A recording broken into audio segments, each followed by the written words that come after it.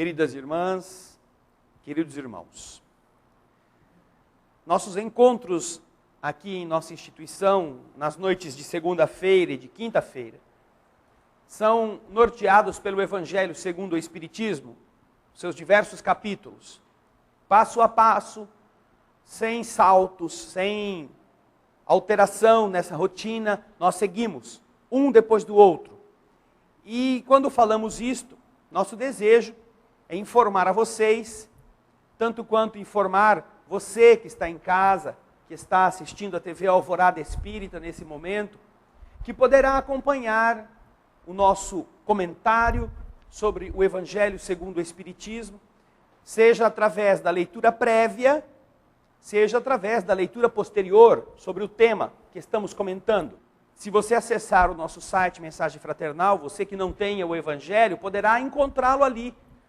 Além das outras obras da doutrina espírita, pode copiá-las integralmente ou pode imprimir o capítulo que estaremos comentando nas palestras, para você também melhorar, já que sabemos que não há como esgotar, até por nossas limitações, o conteúdo daquilo que os Espíritos apresentam no livro tão precioso como é o Evangelho. Estamos falando sobre hoje sobre a parte final do capítulo 4. Qual é mesmo o capítulo 4?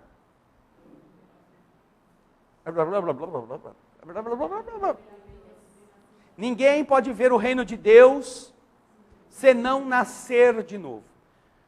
É uma fala de Jesus. E o capítulo 4 é interessante porque ele apresenta várias passagens do Evangelho informando a respeito da reencarnação. Pessoas que às vezes querem informações de onde que essas notícias estão nas Escrituras, a parte inicial do capítulo apresenta inúmeras passagens bíblicas do Novo Testamento, nas quais a noção da reencarnação era comum aos povos daquele tempo, como também aos povos de antigamente, de antes de Jesus. Já passamos desta fase, já abordamos as questões de que a reencarnação aproxima as pessoas, ela torna mais sólidos os laços de família, porque com a reencarnação, os seres vão e voltam muitas vezes nos mesmos grupos familiares, com pequenas variações, em uma mesma estrutura, em uma mesma casa, em uma mesma família, podem renascer como pais, como filhos, como irmãos, vários espíritos que já conviveram em outras épocas. Coisa que não acontece pelas consequências lógicas que todos conhecem, com a doutrina que fala do céu e do inferno como manifestações definitivas. Você ama seu filho, você ama seu pai, ama sua mãe, e depois que cada um vai para o seu canto, se ele foi bonzinho vai para o paraíso, se ele foi ruinzinho vai para o inferno, e nunca mais vão se encontrar, por mais que tenham se amado. A doutrina que fala a respeito de que nós só vivemos uma vida, e que isso basta para definir para sempre nosso destino, ela massacra o amor, massacra a afinidade. Por quê? Porque se nós crescemos junto, ao lado de pais que nós aprendemos a amar, quando eles morrerem, vão para um lugar que, se nós como filhos não tivermos a habilidade de sermos igualmente competentes e generosos como eles foram, poderemos nunca acessar esse lugar porque fomos para o outro lugar. E aí, babau. Porque aí é eterno, o sofrimento eterno ou o prazer eterno. Ao contrário, entender que nós somos espíritos indestrutíveis e que temos sempre muitas chances para ir e voltar, significa a gente compreender que naquela família onde a gente está vivendo hoje, nós já pudemos viver em outras épocas. Aquelas pessoas que estão conosco também são pessoas que já conviveram conosco em outros períodos. Em tempos do passado, onde nós convivemos e tivemos a afinidade ou tivemos algumas diferenças. Quando você compreende que seu pai, seu filho, sua mãe, seu irmão, não são estranhos a você, eles podem já ter feito parte da sua existência, já podem ter vivido com você como seus parentes próximos, você começa a olhar para eles de outra forma. E começa a entender por que determinadas atitudes, determinadas reações inexplicáveis, num primeiro momento, se tornam tão claras ao atestarem que há, entre aqueles que estão vivendo na mesma casa agora, algumas arestas que não fazem com que eles se combinem adequadamente.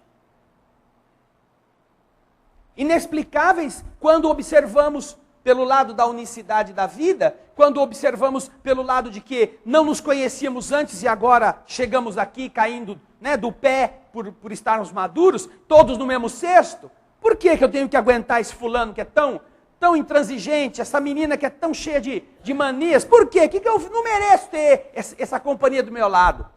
Quando você só pensa que vive uma vez, você não tem motivos para estar ali e parece ser injusto. Então o máximo que você tolera fazer é aguentar por um tempo e mandar embora quando for possível. É enviar num asilo, enfiar numa clínica, mandar embora para a casa de outro, porque você não quer saber de compromisso. Agora, quando você entende que não é deste jeito, quando você observa que todas as diferenças, todas as relações que nós construímos, elas podem estar fundadas em outras relações que nós já tivemos, em outras épocas da nossa existência, agora você compreende por que motivo pode estar acontecendo uma discrepância, uma diferença de comportamentos.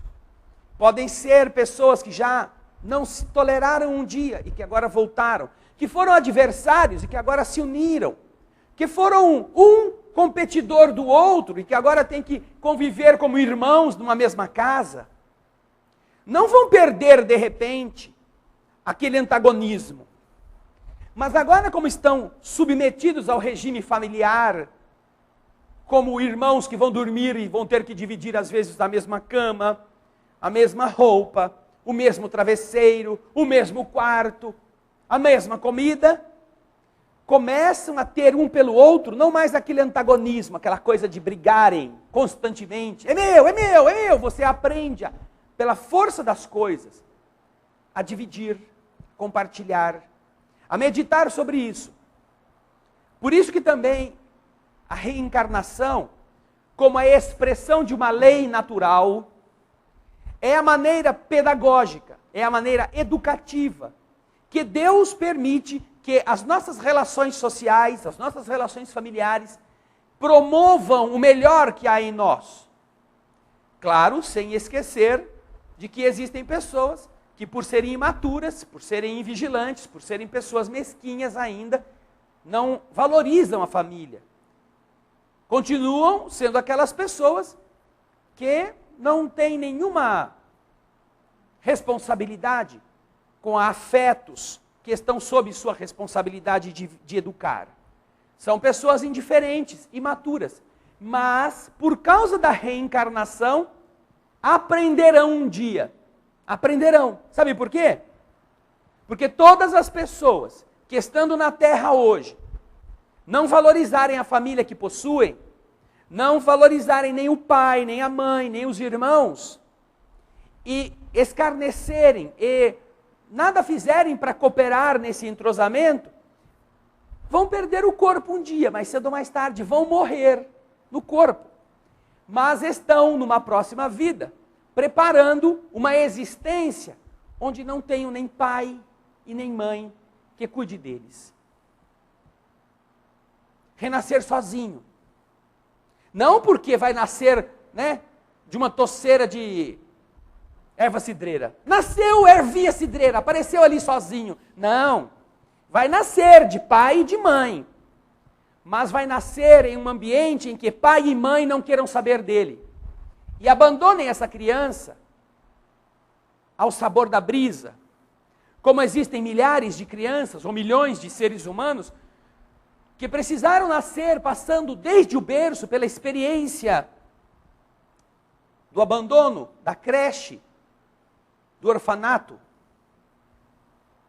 Uma palavra criada para dizer daquela criança que nasceu órfã, orfanato, nascido órfão. Mas que hoje não tem nada disso, porque o que você vê no orfanato são crianças que nasceram de pai e mãe conhecidos, que estão vivendo, que às vezes vão visitá-los no orfanato. E eles ficam esperando que um dia possam levá-los de volta. Esta criança que se candidata a uma situação dolorosa desde o berço, ela está nesta condição porque quando estava na vida, em outra existência, não valorizou a união da família. Não foi uma pessoa responsável com seus afetos. Abandonou pais e mães à deriva. Prejudicou-os porque não lhes deu o sustento. Não valorizou, abandonou-os assim que pôde. Portanto, graças ao processo reencarnatório, aquilo que nós deixamos de produzir, nós não colheremos. Deixamos de semear, nós não vamos esperar que o fruto chegue às nossas mãos.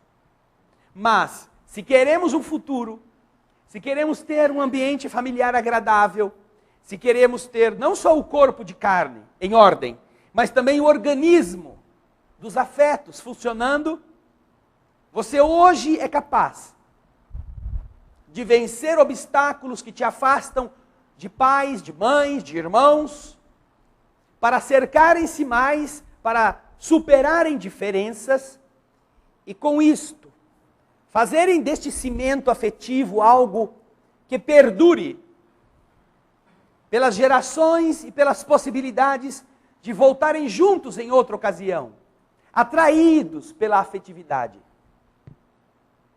Quando você quer uma família melhor, você precisa investir na família que tem.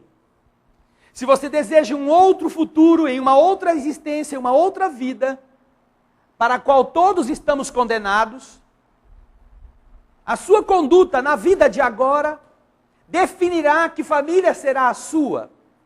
E às vezes, com aqueles mesmos indivíduos com quem hoje você está convivendo. Ah, mas eu não suporto meu irmão, não suporto minha irmã, não suporto, eles são muito chatos. É?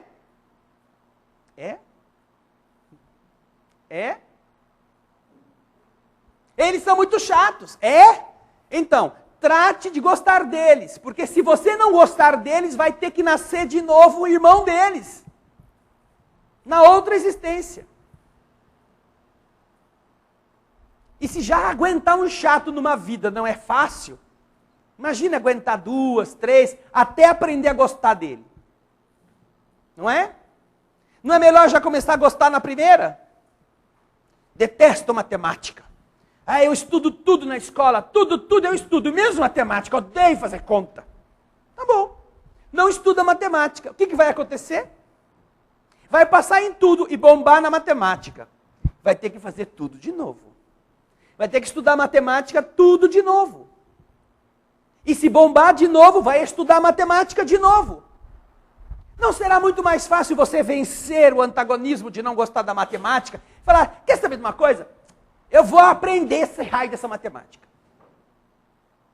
Não gosto dela e é por isso que vou me dedicar mais a ela. Porque quando a gente não gosta de uma coisa, a gente não dá muita bola, né? Ai, não gosto desse negócio. Você não dá muita importância. Mas se você precisa daquele negócio para galgar degraus evolutivos, você vai ter que desenvolver isso para você mesmo. Então, você pode não gostar da matemática hoje, mas se você se dedicar à matemática um pouco mais do que o normal, você vai aprendê-la. E se você aprendê-la, vai começar a descobrir coisa bonita, coisa boa, coisa legal. E se você descobrir coisa boa, coisa legal, não vai precisar levar bomba, não vai precisar ser reprovado e fazer toda a matemática de novo. Além das outras matérias, né? Ou então fica naquela história, fica de DP. O cara vai ficando de dependência naquela matéria. Isso acontece geralmente nos cursos superiores, né? Porque hoje nos cursos normais, nos cursos médios, você vai para frente mesmo que você não saiba para onde você está indo. Eles empurram você não sabe nada e você vai indo. Mas geralmente nos cursos superiores, quando você não consegue o grau, a nota adequada para aquele tipo de matéria, você vai para o ano seguinte, numa nova etapa, mas fica dependente de prestar, né, aquela matéria que você ainda não aprendeu. Vai ter que estudar aquela matéria tudo de novo. Isso não é sinal de inteligência. Sinal de inteligência é você. Eu tenho uma dificuldade aqui. Eu vou evitar a dificuldade? Não. Por quê? Porque a dificuldade está mostrando que naquele ponto você é vulnerável, você é fraco. Você já sabe onde é fraco. Muitas vezes a gente acaba se estatelando por não saber onde estamos fracos. Eu não sei o que acontece, eu não sei onde eu sou fraco. Agora você já sabe, aquilo é difícil para mim. Ah, ali eu sou fraco. Então o que você vai fazer? Vai fugir daquela experiência? Só se for tolo. Você vai exatamente se empenhar para fortificar-se naquele ponto. Você tem uma bela cidade protegida por uma muralha. Você sabe que vai vir inimigos invadir a sua cidade e você é responsável por ela. Você fortalece todas as partes daquele muro protetor, mas sabe que em determinado ponto aquela muralha é frágil. Você sabe. Talvez o seu inimigo não saiba, mas você sabe. Então o que adianta você comprar caminhão de concreto, ferro, pedra e remodelar todas as outras partes da muralha e deixar aquela coisa fraca ali sem fazer nada com ela? Não será mais sábio, mais inteligente você atacar aquela área que está frágil, porque as restantes já estão suficientemente fortificadas? Quem está tentando defender a rigidez da sua propriedade, da responsabilidade que detém sobre as outras almas que ali estão sob sua custódia, precisa fortalecer onde está frágil. Assim também a reencarnação nos permite. Onde você falhou, onde o seu espírito foi frágil. Ai, meu espírito foi frágil na gula. Como eu comia. Comia que nem um desvairado. Ai, eu não podia ver um docinho que eu comia. Não podia ver uma pururuca que eu comia. Eu não podia ver um doce de chocolate que eu comia. Eu comia de tudo. Ah, que maravilha. E aí o que aconteceu? Morri. De doença? Não, de tanto comer. É claro que eu fiquei doente, mas se eu não tivesse exagerado em tudo, teria conseguido viver mais tempo, mas morri, porque, tanta coisa no bucho aconteceu de as minhas artérias ficarem cimentadas de gordura, e eu tive um AVC, tive um derrame, a pressão foi lá nas alturas e eu morri. E agora, o que você vai fazer? Esse era o meu ponto fraco. Agora eu vou ter que renascer. Por quê? Porque eu fiz muita coisa boa, ajudei tanta gente, vendi pizza. Lá no Bezerro, ia no centro, pegava os talão de pizza e vendia. Mas eu não controlava, em vez de vender para os outros, eu comia todas as pizzas. Comprava tudo e comia, que nem um louco. Por melhor que eu tenha feito, por mais coisa boa que eu tenha construído para mim, eu não fui equilibrado. Então, Deus não vai me mandar para o inferno. Já imaginaram se o inferno fosse o lugar dos gulosos? Como dizem que é? Não é? Imagina, para você conseguir passar lá no meio, os magrelinhos, não ia dar. Naturalmente que não é possível que esse indivíduo, que não fez mal para ninguém, apenas para ele mesmo, seja taxado de endemoniado, condenado ao inferno.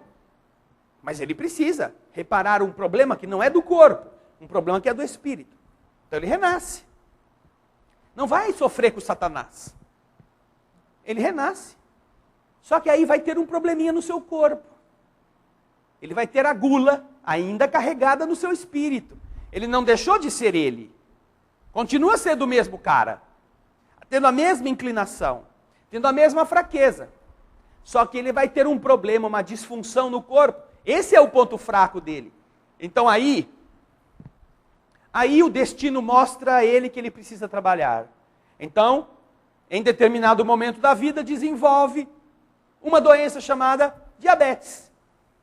Por exemplo, diabetes. Pode não ser que seja logo cedo, pode ser na idade adulta, Pode ser que ele passe pela vida toda como uma pessoa disciplinada, de tal modo disciplinada, que ele nem precise do diabetes. Que ele não apareça. Mas, como ele é um cara meio guloso da outra vida, naturalmente ele não vai resistir a uma vitrine de padaria. Ele vai passar ali, vai ver os docinhos, as bombas, tudo falando, oi, me pega. Oi, olha eu aqui, um quindim amarelinho. Ele vai passar e vai comer, E quando ele fizer isso, ele vai desatar, desenvolver um processo que será ativando, através da falta de enzimas que queimam o açúcar, o aumento da glicose no sangue. Começará a passar mal, vai fazer um exame de glicose e vai ver que está com a diabetes acima do valor, a glicose além do valor aceitável. Agora eu estou com diabetes. E o que acontece com a diabetes? Vai morrer? Vai precisar comprar o caixão? Não vai morrer disso. Se não quiser.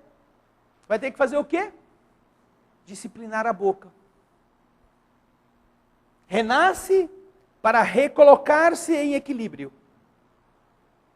Assim ele vai ter um problema biológico, que não vai matá-lo se ele não abusar, que deixará, ele vai ter que ficar quieto, nunca mais vou pôr nem um garfo, nem uma faca, nem uma colher cheia na minha boca. Não vai ficar impedido de comer, mas terá que disciplinar a vontade.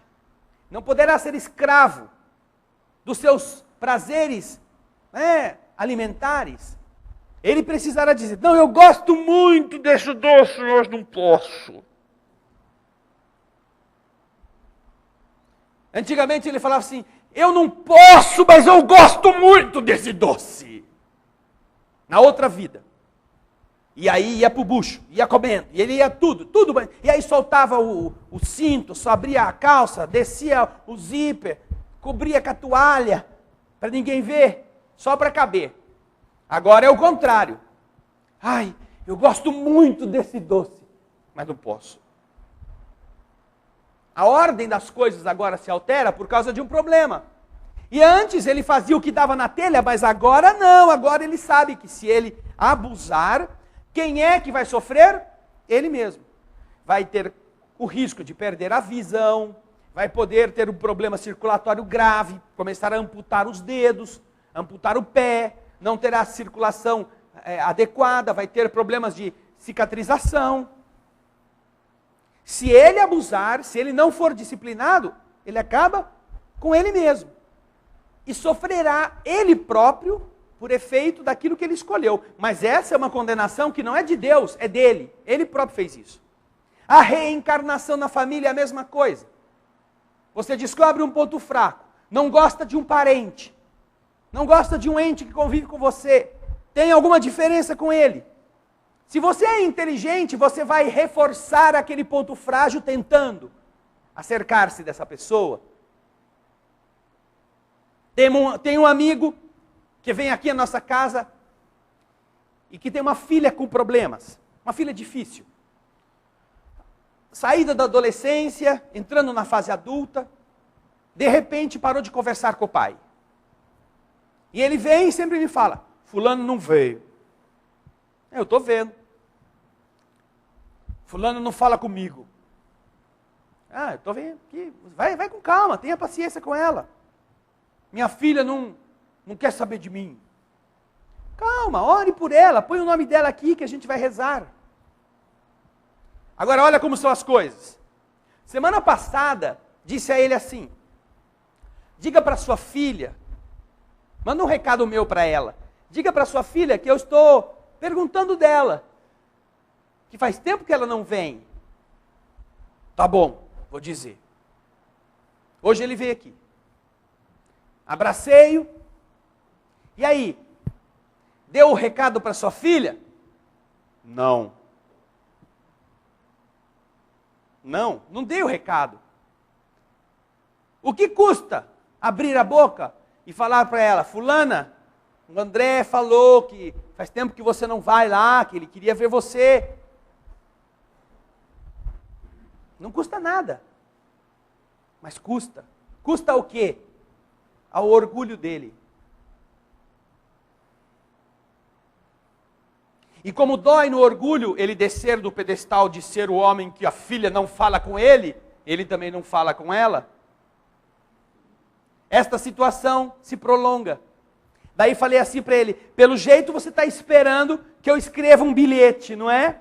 É, isso mesmo, assim eu ponho em cima da mesa e venho embora e ela nem vai ficar sabendo que fui eu que falei, não foi ela. É, mas isso eu não vou fazer. Porque o problema não é só a filha. Quem que é o problema também? Ele próprio.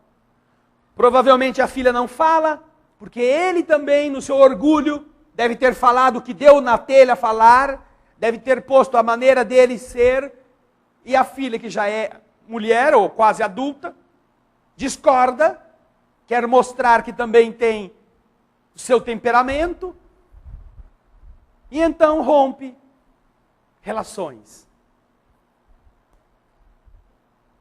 Que custa dizer, olha, fulano perguntou de você, mas ela pode não dar a mínima para mim. Não tem problema, não é para você que ela tem que dar a mínima, você tem que dar para o recado que eu mandei.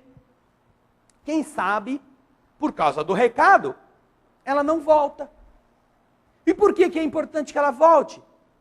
Porque há menos de um ano atrás, esse mesmo pai teve que internar essa filha num sanatório, num distúrbio de comportamento. E veio pedir, e nós começamos a orar por eles, até que ela saiu e começou a frequentar, e começou a vir várias vezes, em tratamentos neurológicos, que são importantes para essa menina. Vejam os dramas familiares, que parecem simples. Fulano não fala comigo. Que pena, não, um senhor idoso, e a filha, uma mocinha aí, não está dando a mínima para o coitado. Será que é essa a história? Quem será que não fala com quem? Se nós queremos relacionamentos melhores, e se nós queremos no futuro ter uma família decente, uma família que não tem antagonismos, hoje, nesta vida, nós precisamos nos gostar mais. Precisamos, como irmãos, como pais, como filhos, entender cada um a sua dificuldade e a dificuldade do outro. Ah, mas eu não gosto do meu irmão porque ele é muito chato. E será que você também não é chato? Será que você também não é implicante? Será que você também não faz o que ele não gosta? E ao invés de fazer isso, por que você não olha as coisas que parecem que são boas? Do seu irmão, da sua irmã? Por que você não convive com essas boas coisas? Uma das maneiras mais fáceis disso terminar é quando um cede. É quando um vê a dificuldade do outro e, ao respeitá-la, procura estimular o outro através das boas coisas, das coisas positivas que ele possui. Não há ninguém na terra que não goste de ser elogiado. Ninguém. E não há nada que falte mais na terra do que alguém que elogie você. Se vocês fizerem hoje uma regressão até o momento em que acordaram, talvez não tenham ouvido de uma só pessoa, um só elogio, uma só palavra de agradecimento. E se estão pensando e não estão encontrando, é porque não receberam mesmo. Porque isso é tão especial que se alguém tivesse falado algo bom para você, ai, já sei, fulano falou. Porque você guarda isso como pérola preciosa. E se ninguém te elogiou, se ninguém disse, que bom que você fez isto, como você fez bem. Agora perguntemos, para quem que nós falamos algo de bom hoje? Que não fosse por interesse. Porque a gente é muito hábil em alisar bem, em fazer as coisas ficarem bem bonitas, para depois enfiar a mão e tomar alguma coisa. Isso a gente entende muito bem como fazer. Elogiamos, porque alguma coisa lá na frente vai me servir. Mas estamos perguntando, hoje, quantas vezes você elogiou uma pessoa de graça, sem esperar nada dela? Que você falou bem do seu patrão sem desejar um salário melhor ou uma promoção. Que você enalteceu a conduta de um amigo de trabalho sem ter medo que ele seja promovido no seu lugar. Que você reconheceu o valor da pessoa que trabalha na sua casa por ter feito uma coisa bem feita na arrumação do seu lar. E não fez o elogio porque não quer valorizar a pessoa, porque senão ela perde aumento. Está se achando muito importante. É muito simples a gente perceber onde estão nossos problemas. E graças à reencarnação a gente pode perceber isso. Porque vamos fazer de conta que só existisse o inferno. E agora fosse o momento de se aferir se a gente ia para lá ou não. E a aferição para ir para o inferno fosse esta: quem não elogiou ninguém vai para o inferno. Hoje. Tchau. Tchau. Não falei bem nem do cachorro, nem do papagaio, xinguei o vizinho, briguei com o motorista, achei o meu patrão chato. E falou bem de quem? Ah, não deu tempo. Ah, então. Agora vai ter tempo de falar bem de Satanás lá no inferno. Ai, que fresquinho que é aqui. Muito obrigado. Capetinha lindo que você é. Vai elogiar lá no forno. Graças a Deus que não existe isso. Então não é melhor a gente aprender já a fazer agora? E é a reencarnação que nos deixa fazer estas coisas. Vou precisar de um útero para nascer um dia. Para o meu corpo ter uma possibilidade de voltar a existir, alguém terá que me aguentar. Quem é que vai ser esse alguém? Quem vai me dar de novo a chance de nascer? Será que vai ter que ser uma estranha que não goste de mim? E que ao sentir eu crescer na sua barriga, tenha ódio? E não veja a hora de me pôr para fora e me jogar no lixo? Ou será melhor que eu encontre alguém que faça o seu útero transformar-se no seu coração? Que me queira, que me faça feliz, que converse comigo, com o meu corpo que vai crescendo, que compre livrinhos infantis e como pai ou como mãe leia historinhas. Para aquele que está lá dentro do seu corpo, mas que está ao redor dele escutando tudo isso, se sentindo elogiado, se sentindo amado antes de nascer. Que será melhor? A gente desejar ter um útero para chegar e um quarto frio no orfanato para crescer?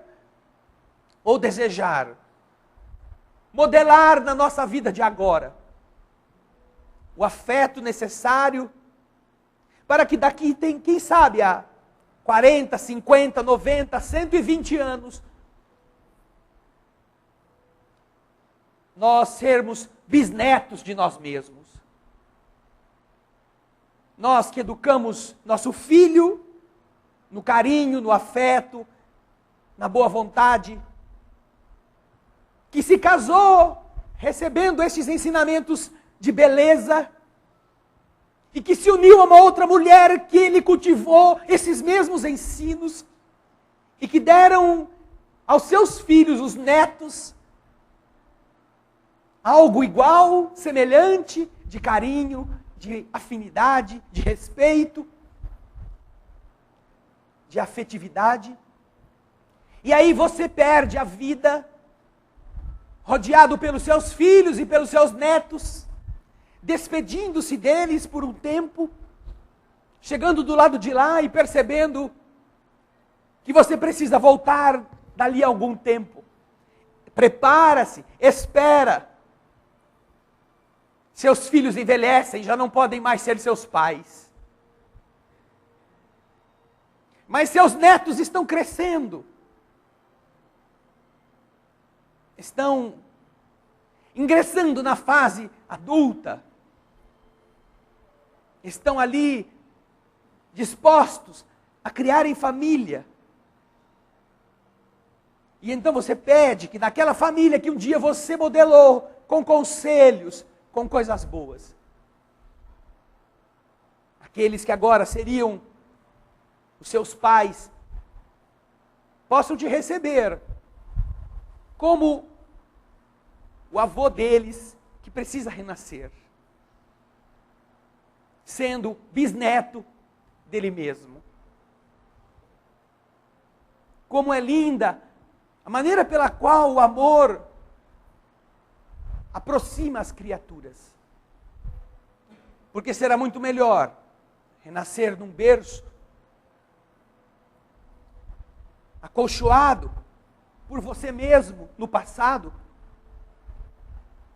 do que nascer no espinheiral da indiferença, do egoísmo, do abandono, por ter abandonado aqueles que você podia ter ajudado, que eram difíceis, que eram problemáticos, que tinham lá seus defeitos, mas que você conseguiu superá-los para ver as coisas boas que eles possuíam. Ah, queridas irmãs, queridos irmãos, só quando essas lógicas penetram nosso entendimento é que a gente compreende definitivamente que só pode existir justiça no universo quando a gente nasce e renasce. E que só é verdade o que Jesus ensina a cada um segundo suas obras, como ele mesmo fala, quando nossos atos de hoje modelam nossos futuros berços, nossas futuras estradas, alterando para melhor ou para pior aquilo que nós vamos encontrar lá na frente. Assim funciona com a saúde, assim funciona com o problema emocional, assim funciona com o problema do comportamento mental. Assim é a expressão diária do que a gente está edificando, ou já edificou. A reencarnação não é uma criação de nenhuma doutrina. Ela é apenas a constatação de uma lei natural. É da lei natural que a gente vá e volte muitas vezes. Quantas vezes? Que limites existem para que essa reencarnação aconteça? Em que lugares elas podem acontecer? Só na Terra? Em planetas melhores? Em planetas piores? Boa pergunta. Semana que vem vamos falar sobre esse tema, terminando o capítulo 4 do Evangelho segundo o Espiritismo. Existem limites para a reencarnação? Até quando? Porque muita gente quer saber, mas esse negócio vai ficar reencarnando, até quando? Kardec também perguntou isto, e os espíritos explicaram como funciona o mecanismo, para que serve a reencarnação. Ah, mas depois que eu já aprendi tudo, que eu vou continuar a precisar reencarnando? Mas você aprendeu tudo onde? Na Terra. Ah, então me responde, depois que você aprendeu tudo no pré-primário, você tira o diploma da faculdade já direto? Ou você tem que ir para o primeiro ano, para o segundo, para o terceiro, e fazer todo o ginásio, depois entrar no colegial, depois fazer a faculdade para depois tirar o diploma? Ah, você aprendeu tudo no pré-primário, que é exatamente onde nós estamos. A Terra é o pré-primário do Espírito. Você é doutor em pré-primário. Ah, maravilha. Só espírito capacitado. Tenho diploma de pré-primário. Vou pedir emprego na Bosch. Não vai conseguir nunca. Você precisa passar pelos outros estágios. Não adianta ser só o melhor aluno do pré-primário. É preciso ser bom aluno sempre. Em todos os níveis para os quais somos encaminhados por nós mesmos. E vamos ficar no pré-primário, no primeiro ano, no segundo ano, no quarto ano, no 10º ano, quantas vezes forem necessárias. Porque uma coisa que os homens fazem mas que na pedagogia de Deus não existe, não existe, é um aluno não acabar capacitado pelo aprendizado. Mesmo que o aluno não queira aprender, ele vai aprender e vai progredir pela força da sua vontade ou pela força das coisas. Esta é uma lei que está acima da lei de liberdade, a lei de progresso. Ninguém vai deixar de progredir. Todo mundo vai terminar o curso na escola como um aluno capacitado, como um aluno doutorado, como um aluno com PhD e sei lá que outras graduações possa haver. Não importa quanto tempo seja necessário, nem quanto sofrimento nós demandemos ter que enfrentar.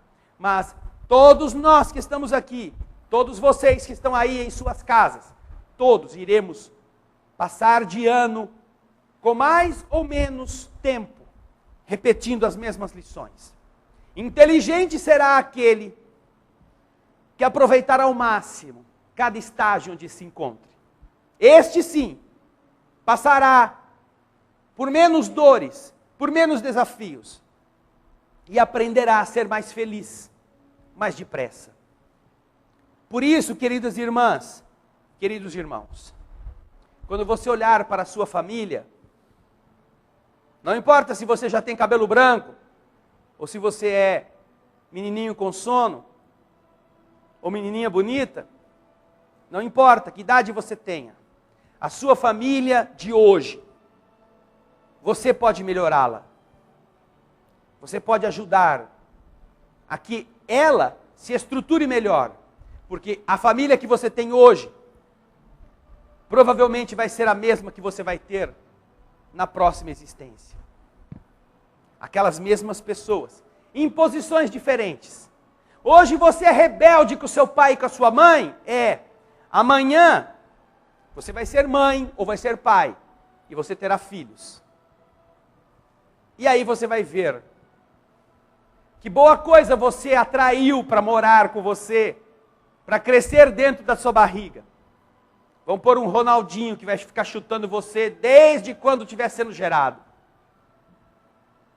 E aí você vai ver, ai, como eu fiz minha mãe sofrer, meu pai sofrer, quando eu era pequenininho. Porque olha, agora eu estou pagando todos os meus pecados com esse filho que agora está aqui. Quem fala isso é o Evangelho, no capítulo 5, que em breve estaremos iniciando. Estudem o Evangelho nos capítulos que estamos citando. Semana que vem, trataremos do final do capítulo 4, limites da reencarnação, objetivos da reencarnação, para que isto faça parte do nosso entendimento. Mas faça parte de verdade. Não apenas como teoria, não apenas como uma boa ideia, mas como a única que dá sentido à nossa existência. Sem ela, não há por que estarmos aqui. Só para comer, crescer, nos reproduzir e morrer? Com esta ideia, nós negamos a bondade de Deus. Deus tem que existir como agente criador de todas as belezas. Como aquele que sabe o que cada filho precisa, antes que o filho peça. Por isso é que a reencarnação, como lei da natureza, é igual para todo mundo. Não importa que religião a pessoa possua. Ela vale para toda a humanidade, em toda parte do universo. Vamos fazer a prece. Senhor, nós te agradecemos pelas oportunidades da vida, pelas bênçãos que todos recebemos, ainda que não atinemos para a sua importância. Nós te agradecemos pelas alegrias da existência que nos permite unirmos-nos em família, mesmo quando nestes ambientes ainda existam antagonismos, dificuldades, graças às quais nossos espíritos melhoram, nós ganhamos em paciência, em compreensão das necessidades, das dificuldades. Nós superamos nossos limites por sermos testados naquilo que nos incomoda, que nos atrapalha. Única forma da pedra bruta tornar-se preciosa, polida. Obrigado, Senhor, pelas dádivas da vida, que conferem a todos os filhos da humanidade a oportunidade do crescimento, da transformação, na superação das dores, dos sofrimentos. Que bom unirmos-nos em prece em favor da terra, da humanidade aflita. Em toda parte, Senhor, aflições mais cruéis, dores maiores do que aquelas que nós mesmos enfrentamos ou encontramos em nossa estrada.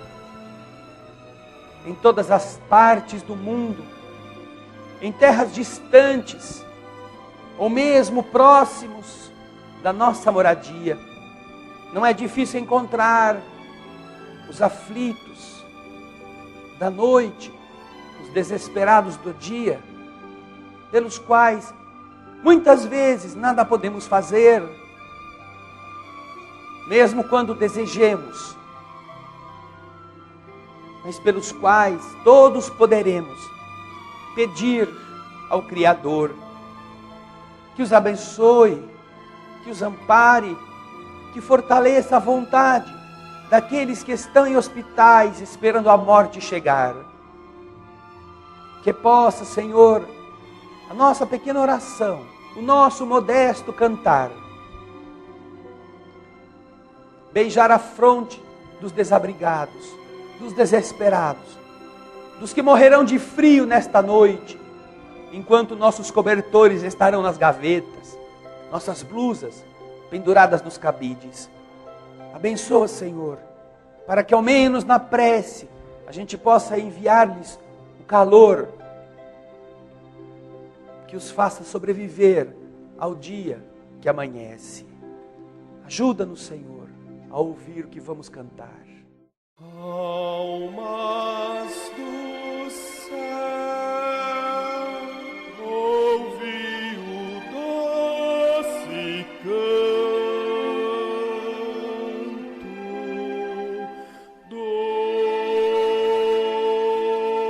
fundo do coração, com calor repleto de perfume.